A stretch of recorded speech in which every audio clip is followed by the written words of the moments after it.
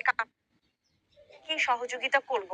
কিন্তু আমার যে চাচারা এত কষ্ট করে, তাদের এত পরিশ্রম, এই কষ্ট বা তাদের যে ত্যাগ, এটা বুঝার জন্যই আমি এখানে এসেছি। এবং তারা যখন রোদের নিচে বসে ধান কাটতেছে, তাদের যে কি কষ্ট, সেটা অনুভব করার জন্যই আমার এখানে আসা। এবং আমি তাদের সাথে কিছু ধান কেটেছি, এবং এটা জাস্ট বুঝার জন্য যে এই মানুষগুলো কত পরিশ্রম করে। হ্যাঁ, আর আমরা যারা চেয়ার টেবিলে বসে কাজ করি, হয়তোবা তাদের এই কষ্ট ভাগাভাগি করাটা হয় না। কিন্তু আমরা যদি প্রত্যেকেই জায়গাটা এসে একটু তাদের সাথে কাজ করি, তাহলে বোঝা যায় সাধারণ তৃণমূলের মানুষগুলো কত কষ্টে আছে বা কত কষ্ট করছে। এবং তারপরে এত কষ্টের পরও তারা ন্যায্য মূল্যায়নটুকু পায় না।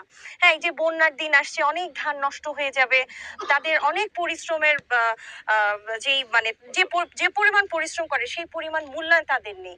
তো সার্বিক দিক থেকে চিন্তা করলে তাদেরকে আমরা কিভাবে আরেকটু ফ্যাসিলিটিস দিতে পারি, সেচে, বীজে, অথবা তাদের যন্ত্রপাতিতে আমরা আরেকটু কিভাবে সহযোগিতা করতে পারি, এটা নিয়ে আমার সার্বক্ষণিক চিন্তা থাকে। কারণ আমি চরের মেয়ে, সুতরাং চরাঞ্চলের প্রত্যেকটা কৃষক চাচাদের মুখে যেন আমি হাসি ফোটাতে পারি, সেটার জন্য আমি কাজ করব ইনশাল্লাহ। এবং এই 5টা বছরে একজন জনপ্রতিনিধি হিসেবে, যেহেতু এটা আমার নির্বাচনী এলাকা, আমি আমার কৃষক চাচাদের জন্য সর্বোচ্চ ভূমিকা রাখতে চাই।